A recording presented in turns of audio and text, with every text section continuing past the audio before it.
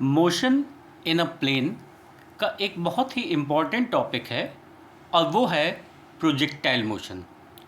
तो projectile motion को समझने के लिए हम एक प्लेन कंसीडर करते हैं जहाँ पे हमारे पास एक एक्स एक्सिस है और दूसरा वाई एक्सिस है। तो मोशन अलोंग इसे हॉरिजॉन्टल भी कह सकते हैं और मोशन अलोंग इसे वर्टिकल भी कह सकते हैं।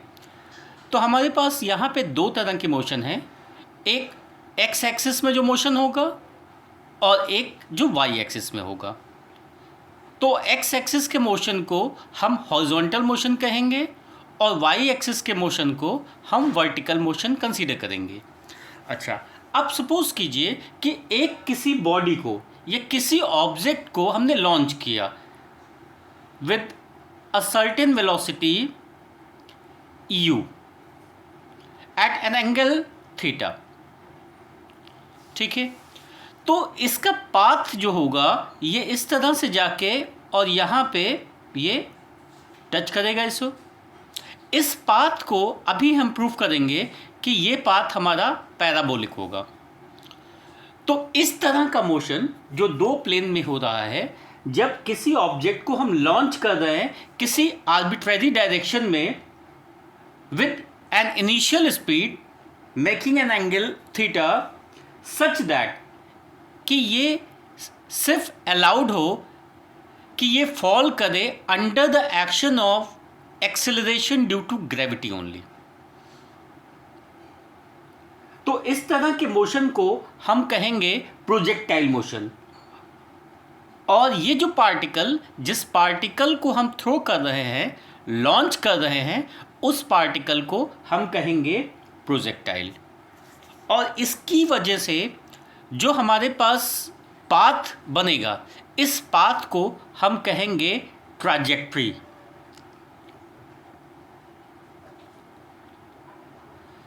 तो ये हमारा एक टू डायमेंशनल मोशन है। अब यहाँ पे देखिए कुछ चीज़ें हमें बहुत ध्यान रखनी है यहाँ पे प्रोजेक्टाइल मोशन की स्टडी में। पहला ये है कि हमारे पास एयर रेजिस्टेंस जो होगा, air resistance, the resistance due to air, जब ये फ्लाई करेगा, मोशन में रहेगा उस समय, या हमारे पास due to curvature of earth, इसका जो इफेक्ट होगा, अर्थ कर्व्ड है हमारे पास, तो अर्थ के कर्वेचर की वजह से जो इफेक्ट होगा या एयर रेजिस्टेंस की वजह से जो इफेक्ट होगा या due to rotation of earth,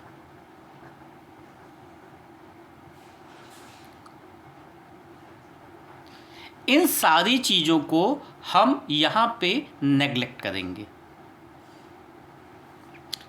so these are the assumptions जो हमें फॉलो करना है प्रोजेक्टाइल मोशन की स्टडी में।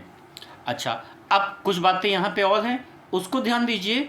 ड्यूरिंग होल मोशन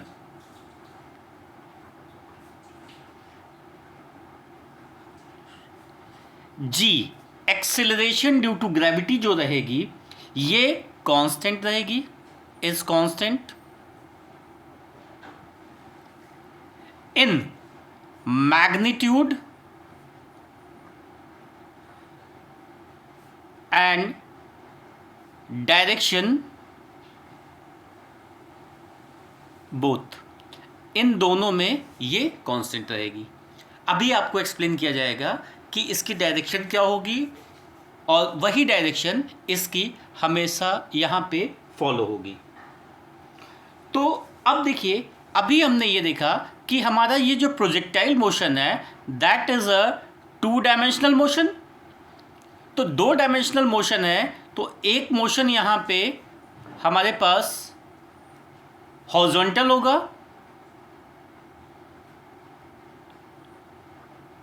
और दूसरा जो होगा ये वर्टिकल होगा।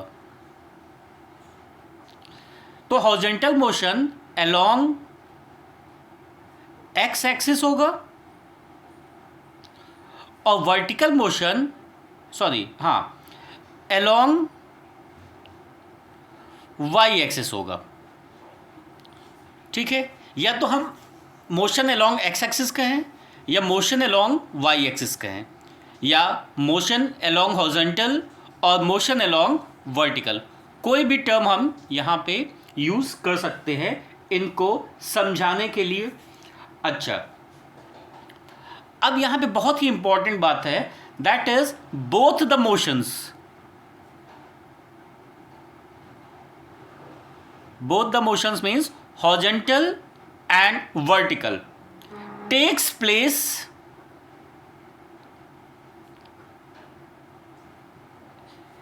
independent of each other, independent of each other। इसका मतलब ये हुआ कि x एक्सिस का मोशन y एक्सिस के मोशन से अल्टर नहीं होगा, ना y एक्सिस का मोशन अफेक्टेड होगा x एक्सिस के मोशन से, दोनों इंडिपेंडेंट काम करेंगे। और इस प्रिंसिपल को कि both the motions take place independent of each other is known as principle of physical independence of motion. कभी कभी ये पूछा जाता है इंडिपेंडेंस ऑफ मोशन, इसका मतलब कि दोनों मोशन हमारे इंडिपेंडेंट एक्ट करेंगे, एक दूसरे पे डिपेंड नहीं करेंगे।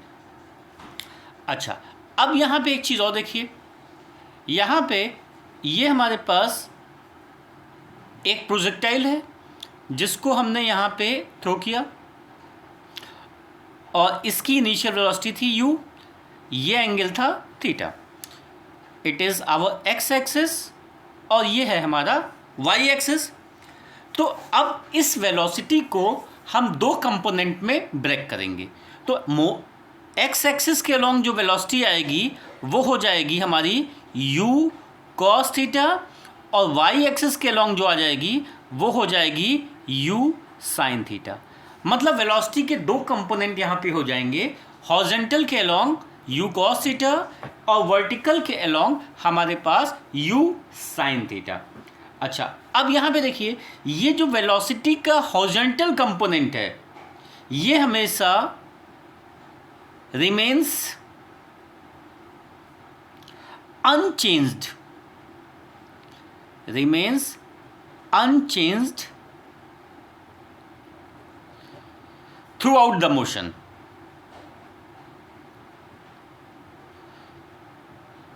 थ्रूआउट द मोशन, ये पूरे मोशन में चेंज नहीं होगा, जबकि जो हमारा चेंज होगा वो क्या होगा, वो वेलोसिटी अलोंग वर्टिकल चेंज होगी।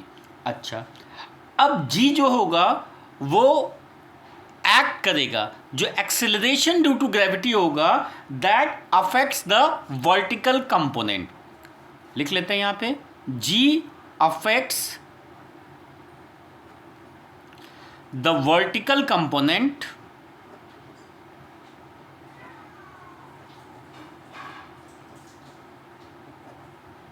Of velocity. वेलोसिटी के वर्टिकल कंपोनेंट को g acceleration due to gravity affect करेगा, लेकिन g की डायरेक्शन और उसका मैग्नीट्यूड चेंज नहीं होगा। अच्छा, यहाँ पे दो तीन बातें और इम्पॉर्टेंट हैं, उसको बहुत ध्यान से पहले समझ लीजिए। हमारा प्रोजेक्टाइल मोशन में कुछ चीज़ें हैं, जैसे u cos theta, velocity along horizontal, g acceleration due to gravity, mechanical energy, ये सारी चीज़ें कांस्टेंट रहेंगी, चेंज नहीं होंगी। ठीक है, अब हमारे पास चेंज क्या क्या होगा यहाँ पे, ये ध्यान दीजिए, स्पीड,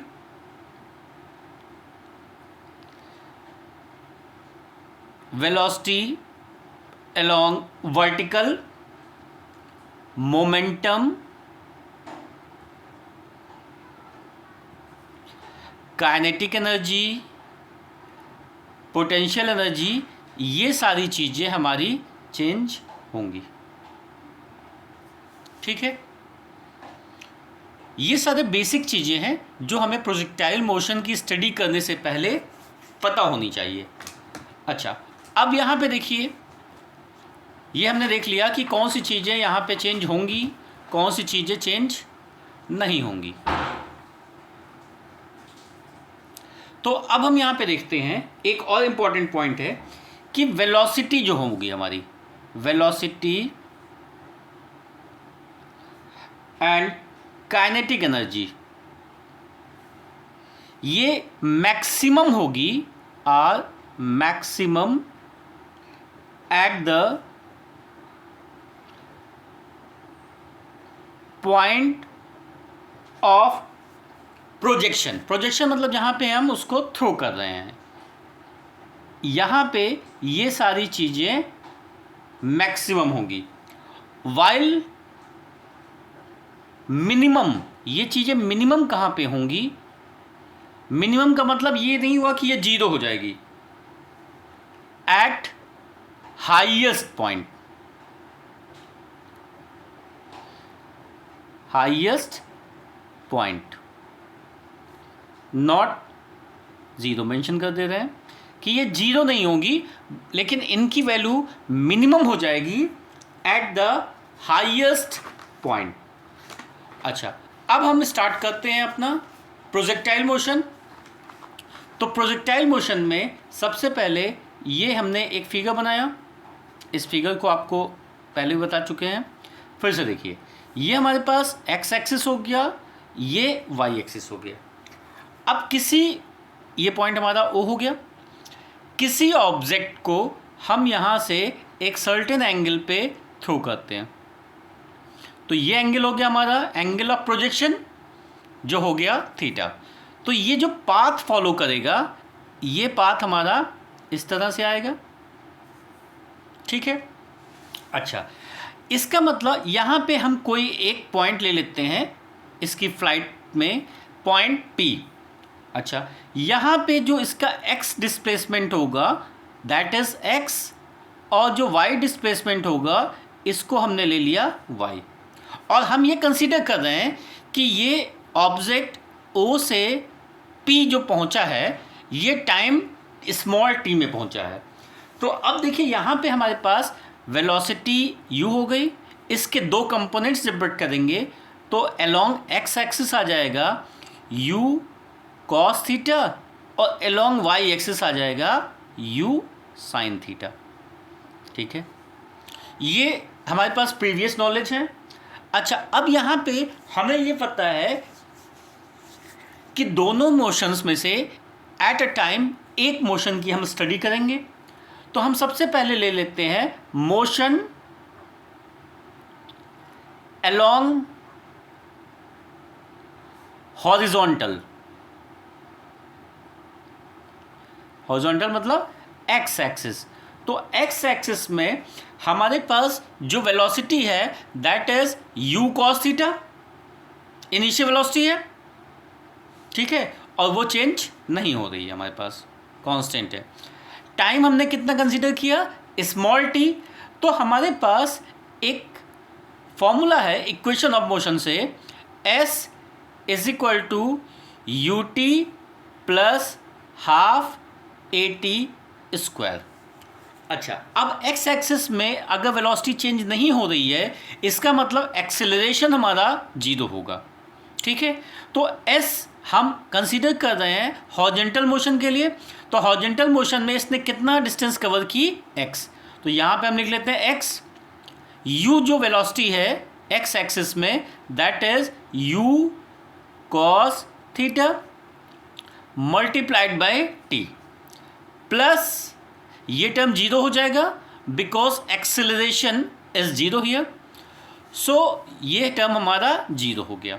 अब यहाँ से हमारे पास t के टर्म में अगर हम निकालें तो t is equal to x upon u cos theta.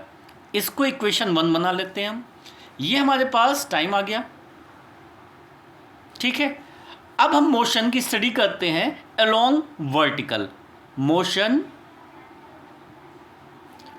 Along vertical. तो वर्टिकल में एक चीज़ ध्यान दीजिए, वर्टिकल में ये हमारा मोशन है और यहाँ पे acceleration due to gravity work करेगी डाउनवर्ड एट एवरी पॉइंट, ठीक है, और डाउनवर्ड एक्ट करेगी तो इसका साइन हम लेंगे नेगेटिव।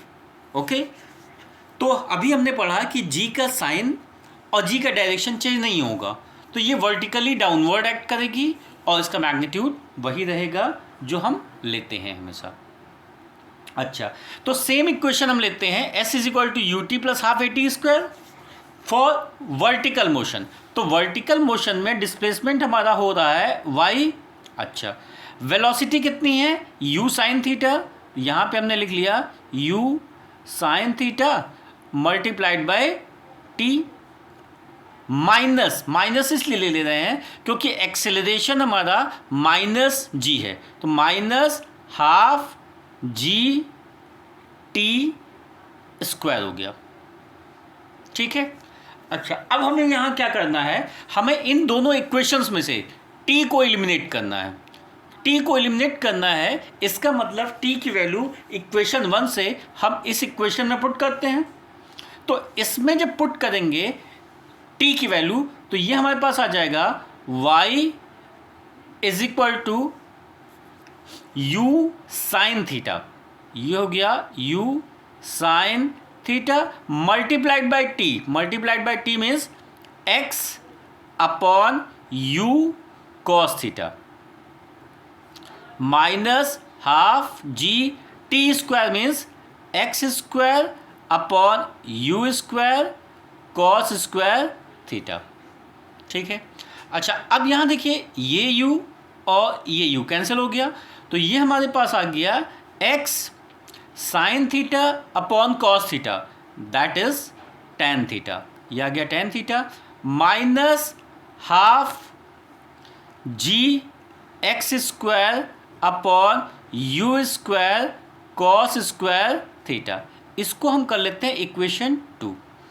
अच्छा, अब इस इक्वेशन को बहुत ध्यान से देखिए, this equation is in the form of equation of parabola. Parabola का इक्वेशन होता है y is equal to a x minus b x square, मतलब एक तरफ y रहेगा हमारा और दूसरे तरफ x का स्क्वायर, या ऐसे भी हो सकता है कि इधर x हो इधर y का स्क्वायर हो, ठीक है। तो इस तरह का जो इक्वेशन बनता है, इसका नेचर जो ग्राफ का होता है वो पैराबोलिक होता है। तो इस इक्वेशन से हम कह सकते हैं कि ये जो हमारा पाथ बनेगा या ट्रैजेक्टरी होगी, that is this equation is similar to equation of parabola. Therefore, the path of projectile is parabola, ठीक है। तो ये हम कह सकते हैं कि पाथ जो हो गया हमारा, जो प्रोजेक्टाइल फॉलो करेगा जो पाथ, वो एक पैराबोला होगा, ठीक है। अच्छा, यहाँ पे देखिए ध्यान दीजिए, ये जो इक्वेशन 2 है, इक्वेशन 2 को हम ऐसे भी लिख सकते हैं, अभी इसके बारे में थोड़ा सा आगे डिस्कस करेंगे, लेकिन यहाँ पे एक फॉर्म आपको बता देते हैं। y is equal to x tan theta 1 minus x upon R, ठीक है, where R is horizontal range, वेयर R is horizontal range। क्या होती है अभी बताते हैं। तो R का फॉर्मूला होता है हमारे पास R is equal to U square sine 2 theta upon G, ठीक है। अभी हम डिराइव करते हैं इक्वेशंस, तो इसको हम फिर से डिस्कस करते हैं। तो ये दो फॉर्म हो गए हमारे पास, या तो इस फॉर्म में हम लिखेंगे, जनरली यही लिखते हैं, या कभी कभी ये फॉर्म भी हमें दिया रहता है।